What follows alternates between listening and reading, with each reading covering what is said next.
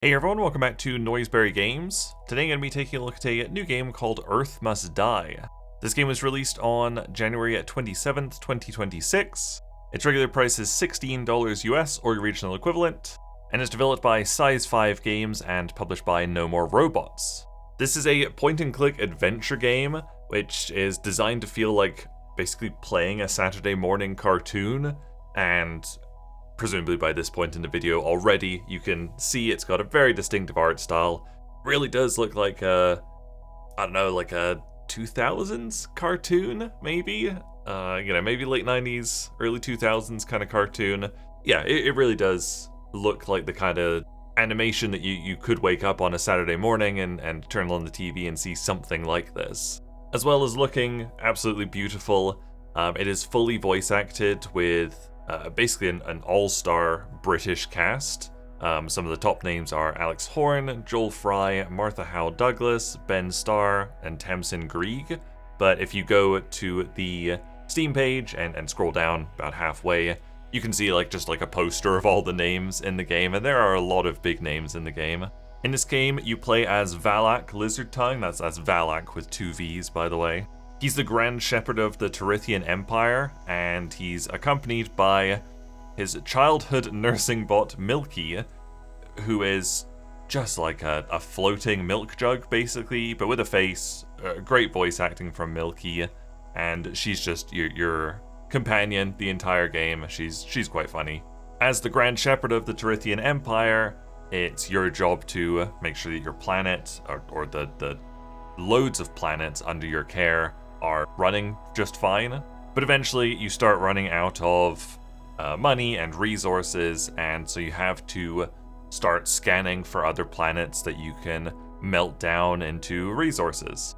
And of course you go ahead and scan, you find this good looking planet off out in the solar system, about 70% water. It's got higher intelligence on it, but that's no problem. You just invite them to join the Tyrythian Empire, and then you can melt down the planet, no problem. The planet is, of course, Earth, but this takes place, I think it was 2300, something like that, 300 years in the future, something like that. And the Earthlings are now called Terranoids, and they are very, very advanced. So instead of the Tyrythians melting down Earth, the Terranoids from Earth instantly show up and take over the Tyrythian Empire. And VValak Lizardtongue is kind of left in charge as a puppet ruler. He's not really in charge, he can't really do anything. And so your job from this point on is to secretly work to take down the Terranoids and hopefully to destroy Earth, as you'd assume from the title.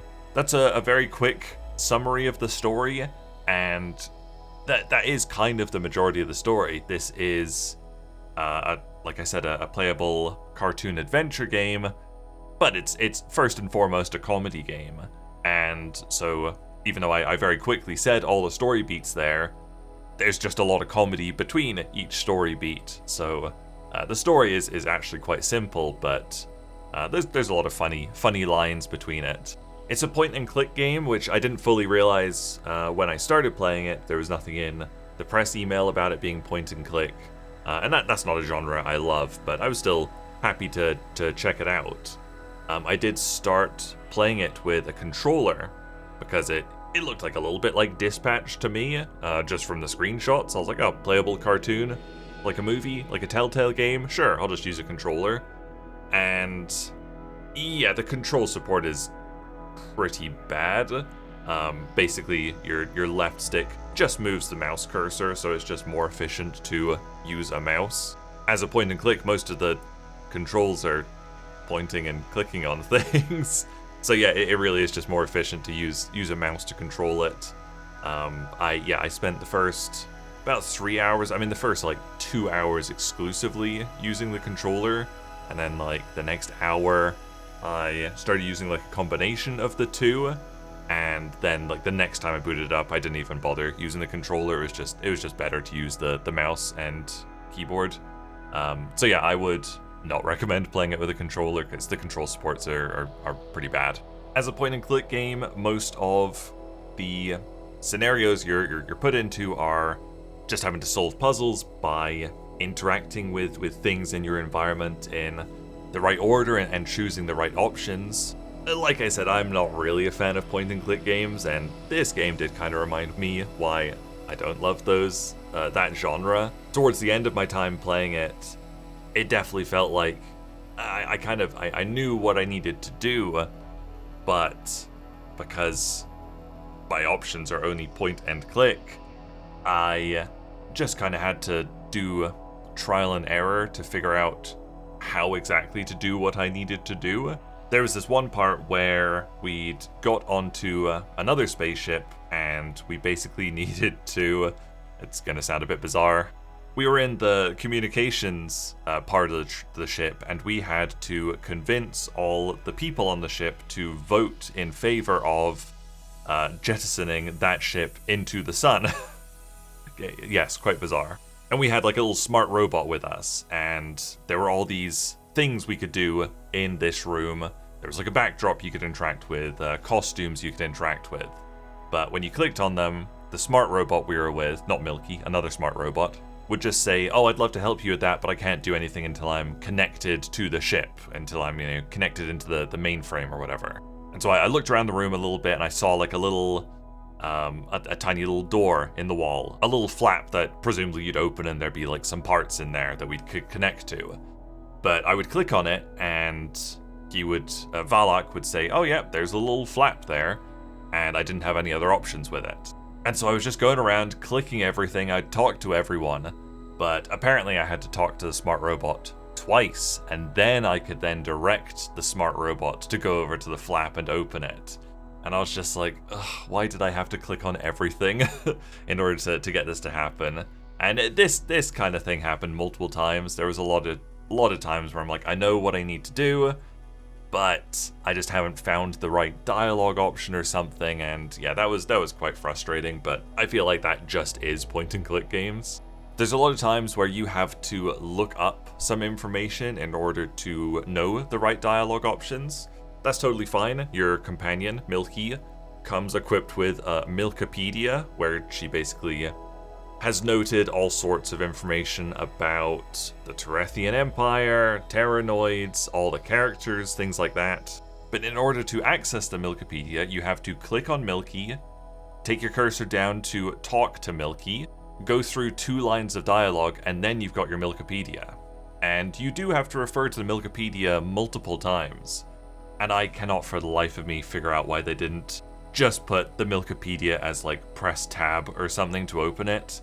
I don't know why nobody who playtested it didn't think it's kind of annoying to have to, click 3 times and go through 2 lines of dialogue every single time you want to look at your Milkipedia. It should absolutely just be press tab to look at it, something like that. Yeah, you don't need to do all this clicking and go through dialogue every single time you want to refer to it. I found the humor was pretty good. There was definitely a couple of times where I did actually laugh out loud. There's some quite funny moments for sure. Hey there! Worker! Proletariat scum! Your mighty leader speaks! Having said that, I did feel it stretched out a little bit. There was quite a few instances of just kind of like dead air when like maybe the lines could have been pushed together a little bit more. Occasionally the dead air was used for comedic effect, but there was quite a bit of dead air, and it just felt like it could have been tightened up a little bit. And then, yeah, some of the humor wasn't the best. Like I said, some of it was quite funny. It didn't all land for me, but obviously humor is very subjective, and honestly, probably the hardest genre to write. My press email says it's about an 8-hour-long adventure game. At the time of recording, I've played 4.2 hours, and I'm probably going to stop because the genre just kind of annoys me, and yeah, the gameplay was a little bit annoying. There was too much trial and error trying to figure out exactly how to accomplish what I knew I needed to do. But for the price, like $16 US for an 8-hour point and click that looks like this, that has such good voice acting, yeah, I was feeling like a little bit down on it, and then I looked at the price and I was like, that's actually a really, really good price. And it's also launching at 25% off, so at the time this video comes out, that should still be on discount for maybe a couple of days. So I mean, $16 US, 25% off, that's a good deal. And probably by this point, maybe, there'll be like walkthroughs, so you wouldn't have the frustrations that I had. Yeah, if it looks like a game you'd enjoy, would probably recommend it at that price. It's a very, very reasonable price. There you go, that was a look at Earth Must Die. Thank you guys very much for watching. Make sure you leave a like and subscribe if you enjoyed this video, and I'll see you guys later. Bye!